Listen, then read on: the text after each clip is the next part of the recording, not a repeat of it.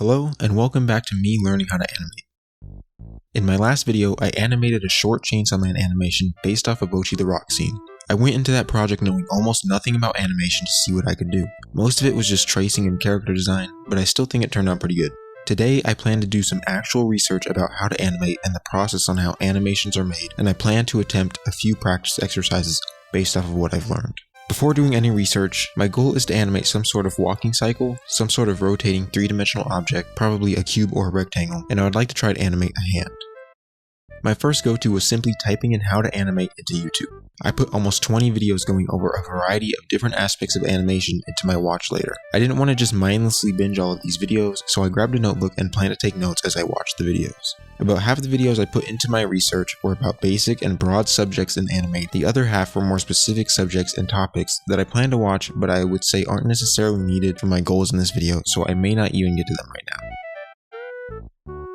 So after some time and a few pages of notes and finishing what I would consider the main part of my research, I feel like I've learned a ton so far. I've only watched about half of the videos that I planned, but the other half of the videos are more in-depth videos that go beyond the scope of beginner animation.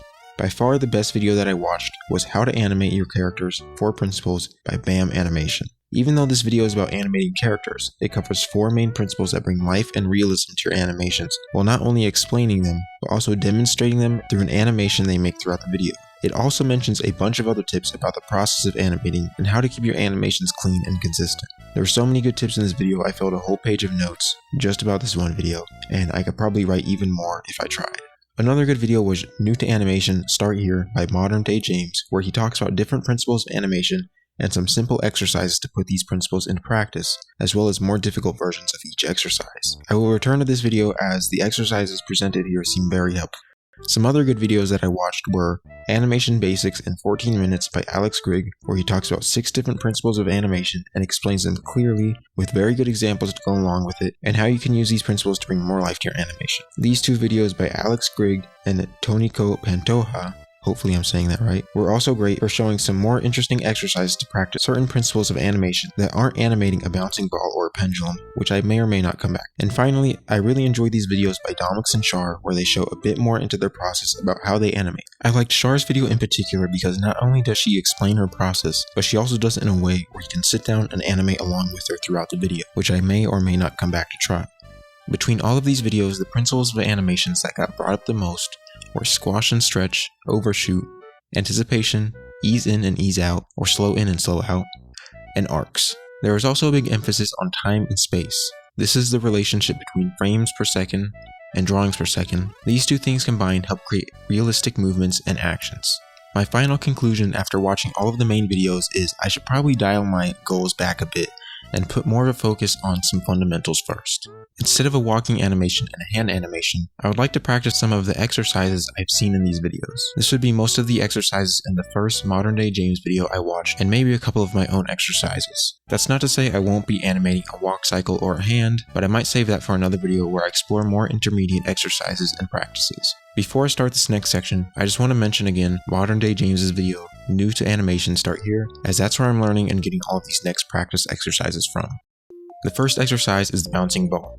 I want to make it a bit more interesting since I've done one before, so I also added a bit of staging. This exercise was good for practicing squash and stretch, as well as a bit of timing and space. I was also able to add a bit of anticipation too before showing the ball jump by having it squash down a bit and almost prepare for its jump. I followed the video and did the exercise straight ahead, even though I think I would have rather gone with a more pose-to-pose style of animation here. Since it was straight ahead, everything was animated on ones, and I thought it was a bit too fast, so I played around with the timing of the drawings and added and removed a few frames here and there. I really wanted my animation to look smooth like the one in the video, but it still felt a bit stuttery, I guess. I'm not quite sure how to describe it. I don't know if it's just me being a perfectionist, or if since I've made it I'm able to see all of the small imperfections, but I remember that I'm still just beginning animation and that it's just practice, so I decided that was good enough and to move on to the next exercise.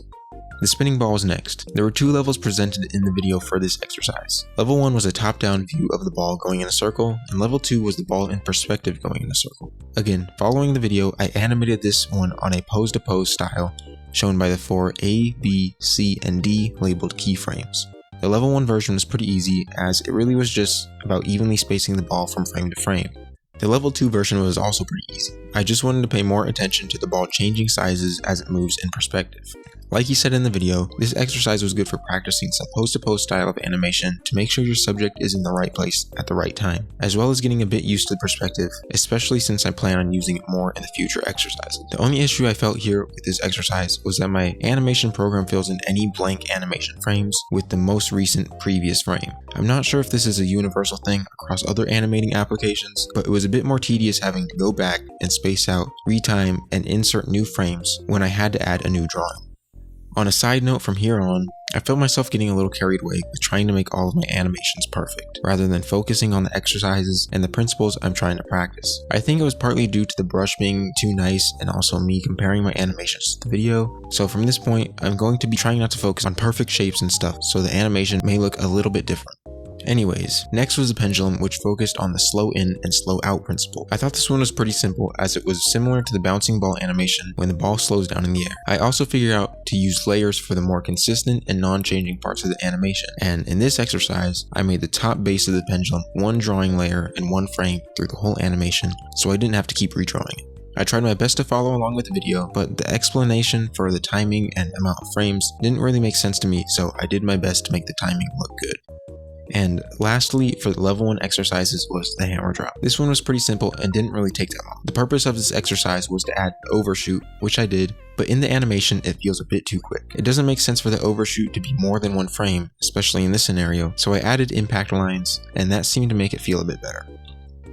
Before I start on the level 2 exercises, I just wanted to come in and say thank you for watching my video. It really means a lot. Also, I would love some feedback on my content. Is there anything you guys recommend for me on learning animation or tips on animating in general? Also, is there anything about my videos or editing that might make my content more interesting or enjoyable? Everything about this video, from the animation to the editing to the YouTube side of things, is all new to me. So any and all information really does help me out and is very much appreciated. Anyways, back to the video and learning animation. From here on, I wanted to practice the level 2 exercises and maybe try a couple animations on my own based off of what I've learned. Most of the level 2 exercises are simply adding perspective and more dimension to the previous animations I've already done. The first exercise here was another simple bouncing ball, but trying to make each ball react as a different material. I followed along with the video and created a basketball, bouncy ball, and a water balloon type of ball. The basketball and bouncy ball were pretty simple, but the water balloon was a bit more of a challenge. I really had to emphasize the squash and stretch of the water balloon, as it would have very different physics to the other two examples. It was difficult trying to imagine how the water would move around in the balloon as it went up and down, but I think it turned out pretty good. Next was yet again another bouncing ball, but this time in perspective. In this video, the perspective that I'm drawing is a bit off, but I do fix that later off camera. Another new principle I felt I had to deal with here was dealing with arcs. In perspective, the arcs would get smaller and smaller the further away they got from the camera, so I tried my best to keep that consistent. I also was trying my best to keep the size of the ball proportional as it got further and further away from the camera. Once again, the other exercises in the level 2 exercises were just the hammer drop in perspective and a pendulum with a 3-dimensional pendulum at the bottom instead of 2 dimensions. Since these were relatively simple, I ended up not filming these parts.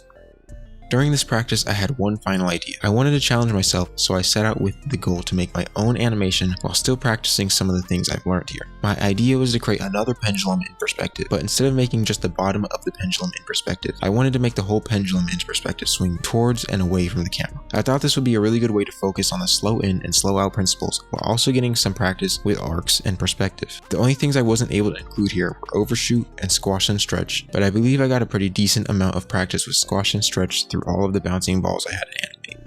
Now with this goal, I could have went easy and used a circle or a ball at the end of the pendulum, but I really wanted to do something a bit more complicated, so I went with a cube. As the pendulum swings back and forth, it really tested me on getting the angles of the cube right and trying to understand 3D forms moving through space. This also happens to come back around to one of my original goals that I made at the beginning of this video of animating some sort of rotating 3-dimensional object, probably a cube or a rectangle. So I thought this was perfect. Once again, like my bouncing ball in perspective, the perspective is way off as I was animating this. If you look closely, when the cube goes away from the camera, the pendulum was way too long to be in that perspective, and it should have looked much shorter as it got further away from the camera. I tried to fix this a bit after recording, but I also didn't feel like redrawing all of the frames I needed to adjust the whole second half of the pendulum. Putting aside the small perspective problem, I'm really happy with how this pendulum turned out.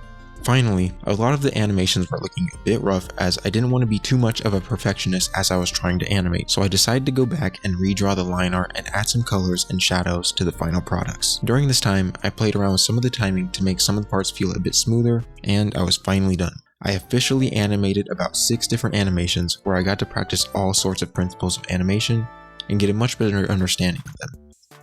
Slow in and slow out, overshoot, spacing and timing, pose to pose and straight ahead, key poses and in-betweens, squash and stretch, arcs, and even some anticipation were all things I got to practice here. I also got to accomplish one of my original goals I set out to achieve. I do still plan on achieving those other goals another time, but I feel like they would be out of place in this video now. Maybe in my next video when I try to further my knowledge. I highly recommend going to check out the video by Modern Day James if you really want to see how to do these exercises. They're a lot more fun than you think. Hopefully you guys enjoyed watching this and maybe want to try animating for yourself. Again, if you have any tips or advice on animating or video making, please let me know down in the comments below. This is also a very new thing to me, so any new information or help is much appreciated. Like and subscribe down below if you'd like to see more of my content and my journey on learning to animate. Also, check me out on my other socials if you want to see more of my content, like drawings, and other things that I make. Thank you for watching this far, and I hope to see you guys on the next one. One final editor's note. You might have noticed the little extra animations I did throughout the video. I made them using all the things that I learned in this video. The only new thing I tried was one smear frame on the very first waving animation at the beginning of the video. However, I haven't done any research about anything like that yet.